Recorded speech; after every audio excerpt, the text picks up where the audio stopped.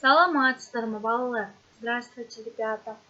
Бүгін мамырдың 22-сі, 22 мая.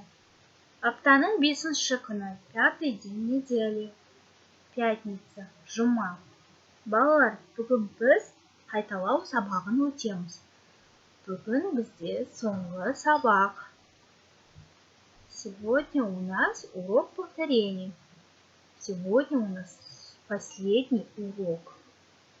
Сабағымызды көркем жазумен бастаймыз. Бүгін Е әрпін жазамыз. Сегодня пишем букву Е.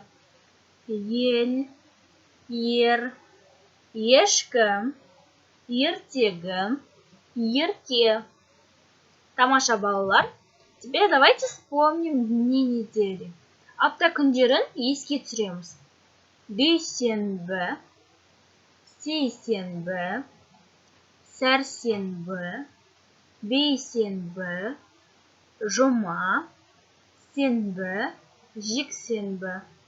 Өте жақсы, тамаша, балалар. Енді сіздерге тапсырма. Бірінші тапсырма, первое задание. Сұрақтарға жауап бер. Отвечайте на вопросы. Сен дүйсенбі күні мектепке барасың ба?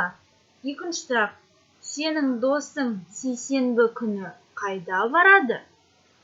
Үшінші, третий. Сен сәрсенбі күні не істейсің? Төртінші, жексенбі демалыс па? Өте жақсы. Екінші тапсырма. Суретке қарайық. Давайте внимательно смотрите внимательно на рисунок, на картинки. Бұл зоопарке хайуанаттар бағы. Бұл бассейн. Бұл думан. Өте жақсы, балалар, енді сендер сөйлемдер құрастыру керексіңдер. Теперь вы должны составить предложение. Мысалы, например, Әлібек пен Анель хайуанаттар бағына барды. Дальше вы сами.